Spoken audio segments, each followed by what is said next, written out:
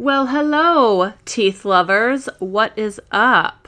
So I recently had a sale and I talked to a ton of hygienists, which I do quite often, and I'm always finding common themes. So after talking to, a few people hearing the same theme, I decided this is my next podcast episode. And I hear a lot of, I'm not sure if my workouts are benefiting me or if I'm doing more harm than good, or I just want to make sure I'm building the right muscles, right? And strengthening the right way for my career, right? So today we're going to be talking about how to know if your workouts are causing more harm than good. And I'm going to give you my 5 red flags so that you can decide for yourself if you need to change things up a bit.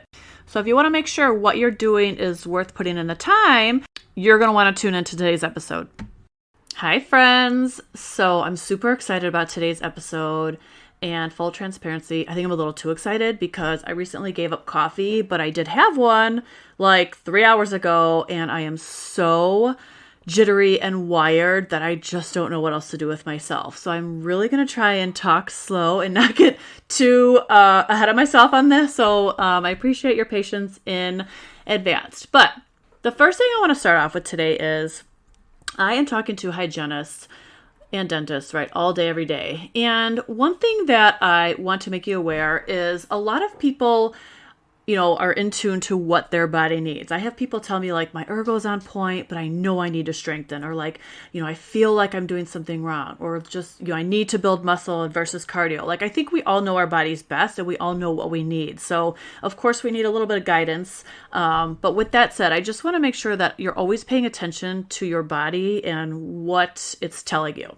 So I hear a lot of reoccurring themes when I'm on these calls with people. So a lot of times I hear, I'm not sure if I'm working the right muscles or if I'm doing more harm than good, or even like I don't want to just go through the motions. And I love when I hear that because my whole podcast is based on a few things, right? Lifting safely and with purpose. Like if you're going to put in that time and that energy, like let's make sure that it's worth our while. And the other thing is just educating and creating awareness. And actually, I'll use this example because I tell people all the time, like I learned so much from my hygienist. For example, I've been using Crest forever, right? And recently I've talked to a couple of my clients and they're like, oh my gosh, Crest is terrible. Or Scope, right? Scope mouthwash. I wasn't using that, but like that pH is so high, as you know, that it's doing way more harm than good, right? But I'm not a hygienist, so I had no idea, right? As the same thing goes for you all, like you're not into fitness. That's not your career like mine. And so you just kind of don't know what you don't know either. And so back to my Crest example is I was introduced to, and I'm totally going to butcher this. So again, bear with me, that nanohydroxyapatite. And oh my gosh, the first time I used it, I was hooked. And I feel like Crest is kind of like my equivalent of like group fitness classes, right? That one size fits all fitness that's not customized. And corrective exercise, right, when we're getting to the root of our problem and fixing our imbalances, is kind of like the nanohydroxyapatite of fitness, right? We're actually ensuring that we are doing things that are beneficial to our health, right? Just like nanohydroxyapatite is repairing our enamel, right? Corrective exercise is repairing our muscles. What I'm trying to say is efficiency is something that I'm a big proponent of, right? I want to make sure we're doing things just as best as possible in every area in our life. But I want to first start with a story. One of my clients who came to me, she was actually referred to me by my other client out in Vegas. And she had sent me a real long message on Instagram, super into fitness, super knowledgeable. She's been lifting heavy for years. And she basically wanted to fix her posture. And she knew she had imbalances, but with all the knowledge she had, even still, she just wasn't sure how to fix her imbalances, right? And she would always tell me she was feeling more sore after workout. And I'll talk about this later, but that definitely should not be the case. So she started working with me, and the first thing I always do with my clients is a movement screen, and it's about 15 minutes on Zoom, and I check all your functional movement patterns, right? And so as soon as I checked her squat, I said, your chest falls forward, which I see this 100% of the time in hygienists because of their imbalances. And she's like, I know, my husband tells me that all the time, but I don't know how to fix it. And I talked about this in my previous podcast, right? When you're squatting and your chest falls forward, you're putting all this strain on your low back, which is no bueno. But also, the thing is, she thought she could fix it by going on a Smith machine. So if you're not sure what that is, it's basically a squat rack that's like fixated and it only goes up and down. And I'm like, like, girl, that is worse for you because it's so fixed that it just was also doing more harm than good. So anyways, basically, I showed her how to fix it, and she, talked to me a week or so later, and she's like, I feel like I'm retraining my body in its correct movement patterns. And I said, that's exactly what you're doing. And while lifting heavy is great, you can't just go lifting heavy. Like, it's kind of like running a marathon before doing a 5K, right? So basically, what I had shared with her, and I share this with a lot of hygienists, I said, look, we need to make sure that we are regressing to progress, right? We have to take 2 steps forward to take, 2 steps back to take 1 step forward. So like, we have to fix our imbalances and build a balanced body so that when we are lifting heavy, we need to make sure that we're able, to have that optimal movement patterns and lift properly so that we're working the right muscles, right? And she also shared with me that she feels like she's working the right muscles because she's sore in different areas, right? And I hear this all the time, and it's because my program works those underactive muscles, which are neglected in other programs. And she feels like she feels better after working out, right? Like she has more energy, which this is how you should feel. So, okay, so this is going to bring me to my first topic is you should not feel more sore after a workout. Or I talked to a girl the other day who used to do Orange Theory, and she was like, I was dead and exhausted just during it, not even afterwards. This is not how you need to train. I come from the gym and I feel amazing. I feel like I can do 100 million things. And this is how you should feel after your workout. And I have another client. She had also expressed, she was lifting weights on her own too. And she's like, I would go to work and be sore in her shoulders and places where she didn't want to be sore because she was using those all day long. So once she started working with me, she's like, yeah, I feel sore in different areas, but it's a good sore. So that is my red flag number 1. My second red flag for you is no warm up. This I probably should have started with, but the first one was a nice caveat from my story. However, if you're not warming up and you have muscle imbalances and pain, you might as well not even work out. And I hate to be the bearer of bad news, but this is how I feel after 11 years of coaching because, and I talked about this also in my last episode, is when you have imbalances and pain, right? You have tightness, you have poor range of motion, poor flexibility. Your overactive muscles continue to take over. So a lot of hygienists, when they start my program, they're like, I've never warmed up, or they do 5 minutes of cardio. Cardio is not a warm-up, okay? So what I'm getting at is we have to reduce the tension in our overactive muscles first. I wish I could scream this from the mountaintops, but I live in Illinois and there are no mountains here. Okay, and then we lengthen them so that we're moving, our muscles are pliable. We can actually have full range of motion when we're working out. And without this process, the overactive muscles continue to take over. I say this all the time, and the underactive muscles continue to stay asleep. So if you talk to any of my clients, they will tell you, they swear by the warm-up. A lot of them do it every day before their work. And I wish I had $1 for every time I heard that. I love the warm-up because it truly makes the world of difference. Because this is how you're going to start to fix your muscle imbalances to get rid of your pain. I actually talked to a girl, it's been months, and she was working with a personal trainer. She was a hygienist, and I never forgot her because she was working with this trainer for quite some time. And she was like, I have all this pain. And my trainer doesn't really know how to modify things. And I'm like, oh, well, what's your warm up? I'm generally just curious. And it was squats, push-ups, and jumping jacks. And I'm pretty sure my eyes bulged out of my head on the call with her because I just can't hide these things because that is the worst, probably the 3 last exercises on the planet that I would pick for a hygienist to warm up. And this is from a personal trainer. So I'm sorry if that sounds a little ranty, but these are the things that I get frustrated about because, there's a way to train when you're a hygienist or a dentist and a way to not train. And so this is why I'm talking about this, right? All right, I'm moving on to red flag number 3, and I feel like my heart rate is a little bit down, so I'm hoping my caffeine is wearing off. But okay, red flag number 3 is if your program is heavily concentrated on exercises such as squats, overhead press, push-ups, crunches, sit-ups, burpees, okay?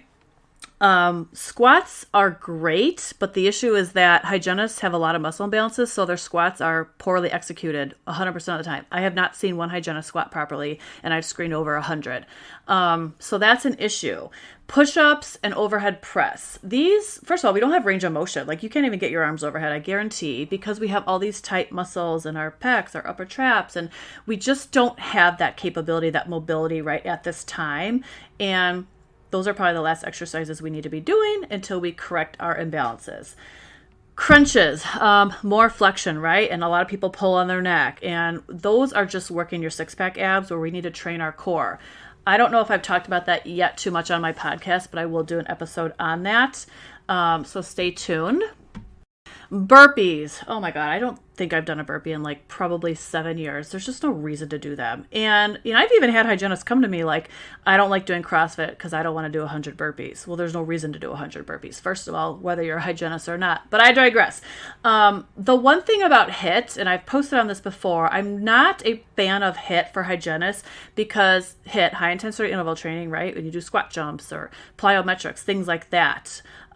It's very hard on your joints, right? And when we have rounded shoulders and misaligned pelvis and poor ankle mobility, like all our joints are kind of misaligned when we practice hygiene typically. This is if you're experiencing pain, right? If you don't have pain, you might be in a different category. So these are the people that I'm talking to. If you're having pain or even tension and tightness, you feel like you have imbalances, HIIT is just exacerbating things, right? HIIT is so hard on our joints. And what I always like to share with dental pros is that we need to make sure that we're doing low impact, right? Slow and controlled is the name of the game when it comes to strengthening properly for your career. Now, on this red flag, I'm going to do a little bit of a caveat into cardio. Cardio it's great for heart health. However, so is strength training. But I'm never going to tell someone to not do something, right? Especially because I have people who really love cardio. I have a client right now who's training for a marathon. I have clients who love cycling. However, when you're cycling, for example, you're in flexion. You're working all the anterior muscles just like you do all day long in dentistry, right? Or if you're running, you're constantly working in that same plane, that frontal plane, right? And you're pounding on the pavement, right? And if your ankle mobility is bad, your quads are overactive, your pelvis is misaligned, when you have rounded shoulders and forward head in hygiene, your center of gravity essentially moved forward. And it's like you're constantly moving in these forward planes, whether it's ellipticating, like I said, cardio, any cardio really, you're just continuously working those same movement patterns over and over and over. So my advice to you is, if you love cardio, if you're a cardio junkie, you can do it a couple days or even 30 minutes after your workout if you have time, but you definitely want to make sure that you are sprinkling it in and combining it with strength training so that you're actually building muscle. You're not going to build muscle doing cardio. I don't care what you say. It just doesn't happen, right? Strength training is how you build muscle. So it's kind of best to find that happy balance and that happy medium for you and your personal lifestyle. So again, if you enjoy cardio, I'm not telling you not to do cardio. Don't say, oh, Brianne said don't do cardio. If you're short on time, absolutely, I would choose strength training over cardio. But there's a time and a place for everything, right? Okay. Red flag number 4. I've been meaning to talk about this for quite some time, so I'm happy to share with this. So I couldn't tell you how many hygienists have come to me and they're like, oh, I work out with my boyfriend or my husband. And I'm like, awesome. So you're doing a bro split, right? Chest and tris, back and bis, legs. Every single dude works out like that. And it's just, it is what it is. And this is the last type of workout split that you all need to be doing. It's just not efficient. So first of all, you have to work out like 5 days a week. And you're splitting up all these body parts, right? Like you're doing a whole day of chest and tris where your chest is overactive, right? So we really need to kind of pump the brakes on our push exercises, again, for the time being, until we correct our imbalances and focus more on those pulling exercises on the posterior, right? People in dentistry, their glutes and their hamstrings are just completely underactive, right? Disengaged. And we need to make sure that we're building up the posterior instead of, kind of doing one day here and one day there. And unless you're looking to be a bodybuilder, which the people that I chat with are not, there's just no reason to do that, right? So that is my red flag number 4. Your husband/boyfriend's workouts are not conducive for you and your career. Okay, red flag number 5 is changing up your workouts every single day. So I know they do this in group fitness to make things fun and exciting. Cool. Well, like your exercise doesn't need to be fun, right? I mean, it can be, but if it's fun, it's probably not beneficial. And I was chatting with someone not too long ago. They're like, yeah, I pay like $20 a month for an app and we get 5 new workouts every week. And I'm like, oh my gosh. Well, there's a reason it's $20 a month, right? I'm just going to break it to you that way. You get what you pay for. Anybody can put together a workout like that with new exercises and new workouts every single week. So this is what I call going through the motions, right? There was zero rhyme or reason behind this type of, it's working out, it's not even training. So basically, when you're strength training properly, you've probably all heard progressive overload. I'm sure I've talked about that before, but basically your body has to adapt to the stressors placed on it. So like when you're training under load, right, with weight, your body has to adapt to that stimulus in order to get stronger, right? So for example, if you're squatting, 50 pounds one week, maybe a week or two later, you'll go to 60 pounds, right? This is how we build muscle appropriately. And if you're in a group fitness class, say you grab 10-pound weights one week and the next you're at 12, like that doesn't matter, right? Because it's just one workout. So essentially, proper programming is still where you're like building the foundation with the basic movement patterns. So basically, you are doing the same movements, the same exercises week over week, month over month, year over year, and you're just getting better at them, right? And I mean, you can progress them with more weight, but you can also do more reps. You can slow down the tempo. Like there's different ways to change the stimuli. But basically, you're doing the same movements over and over. I mean, it's not the same workout every single day, right? You're doing a variation of a lunge, a variation of a deadlift, right? And, you progress with those movements over time, and you can sprinkle in some fun things here and there to keep it spicy, right? Like I'm not going to give my programs the same, or my clients the same program for 12 weeks. Like that's straight boring, right? But when you're changing things all the time, like it's almost more for like engagement versus like training with a purpose and training with intention, right? And this is what I preach all the time is like we need to train with intention. So fixing our imbalances, training in the appropriate movement patterns, right? So that we are actually building a quality body that can sustain not only our career, but our life outside of work, right? For many, many years to come. So there you have it. Those are my 5 top red flags to identify whether your workouts are doing more harm than good. And just be aware of your body. Also, I find this common theme lately too, which is great. People are like, I know my posture's bad. I know my ergo's bad. If you think your workouts probably aren't most beneficial, then they probably aren't, right? And so just be aware, because if we're not aware, we can't change anything, right? So that's my last tip for you for today. So have a great week, and I will catch you later.